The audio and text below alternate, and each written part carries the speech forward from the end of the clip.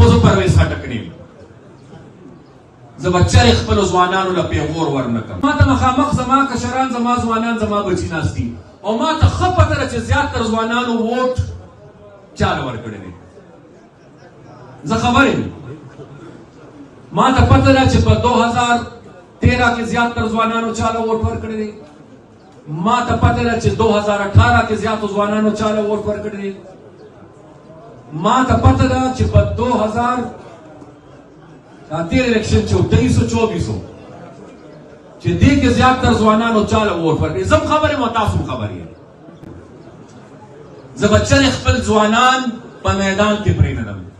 ما لکه زما ځوان ووټ راکوي او که نه راکوي، که زما ملګرتیا کوي او که نه کوي، خو چې د پښتون ځوان د مستقبل خبره راځي، که نور څوک په میدان کې ودرېږي او که ونه ودرېږي، حیدر او سره جنډه به د دې ځوان هغه ورځ زمونږ د صوبې وزیر اعلی مردان ته تشریف راوړی. زه خبر شوم چې مردان ته راغلی دی او د ماشومانو د هسپتال افتتاح کوي. نو خدای شته زه خوشحاله شوم. زه شکر الحمدلله چې ګنډاپور نه خدای سرته موقع ورکړه چې د خیر ښېګړې څه کار وکړي. بیا مې تپوس وکړی چې څه پوزیشن دی د هسپتال. نو دا هغه هسپتال دی چې د کوم بنیاد ما ایښی و په 2011 او دا هسپتال هغه وخت د الله په کرم او په فضل چې ما د دې آغاز کول، نو د دې بنیادی مقصد دا و چې په دې هسپتال کې به تش د وړو ماشومانو او د میندو علاج کیږي.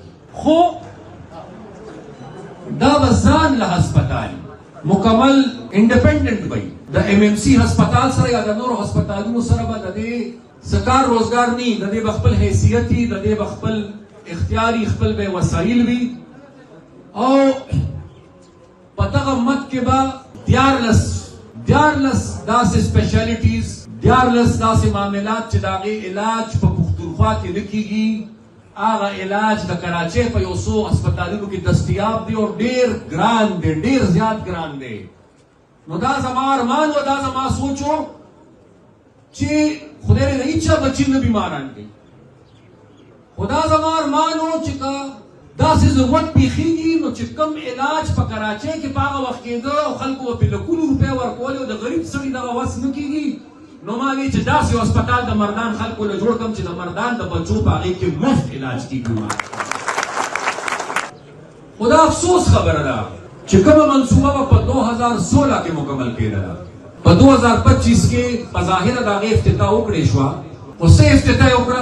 تش دومره یې وکړل چې د وړو ماشومانو وارډ او د ګاینې د زنانو وارډ چې کوم دی هغې تش هغه بلډینګ ته وړل. بس د یو بلډینګ نه بل بلډینګ، نور هغه ټول جدید آلات، سازو سامان، جدید سهولتونه، هغه 14 سپیشلیټیز چې موږ کوم تاسو ته ما وې هغه اوس هم نشته. خیر خیریت تاسو به خبرېږئ ځکه چې تاسو روم رنګ روډ خواته دی. اوس یوه نوې منصوبه راوښتې ده زمونږ حکومت وی پیسې را سره نشته نو سرکاري ځمکې به خرڅو، د رنګ روډ ځمکه خرڅو، د یونیورسټو ځمکه خرڅو. اوس ما ته مخامخ زما کشران، زما ځوانان، زما بچي ناست دي او ما ته ښه پته ده چې زیاتره ځوانانو ووټ چاله ورکړی دی. زه خبر یم، ما ته پته ده چې په 2013 کې زیاتره ځوانانو چاله ووټ ورکړی دی. ما ته پته ده چې 2018 کې زیاتو ځوانانو چاله ووټ ورکړی دی. ما ته پته ده چې په 2013 الیکشن چې 2324 چې دې کې زیاتره ځوانانو چاله ووټ ورکړی. زه خبر یم او تاسو هم خبر یې. خو زه پرویز خټک نه یم. زه به چرې خپلو ځوانانو له پیغور ورنه کړم. زه به چرې خپل ځوانان په میدان کې پرېږدم. ما لکه زما ځوان ووټ راکوي او که نه راکوي، که زما ملګرتیا کوي او که نه کوي، خو چې د پښتون ځوان د مستقبل خبره راځي، که نور څوک په میدان کې ودرېږي او که ونه ودرېږي، حیدر او سره جنډه به د دې ځوان چې د یونیورسټو ځمکه زه خرڅه کړم، نو دا خو ما د خپل ځوانانو مستقبل خرڅ کړ.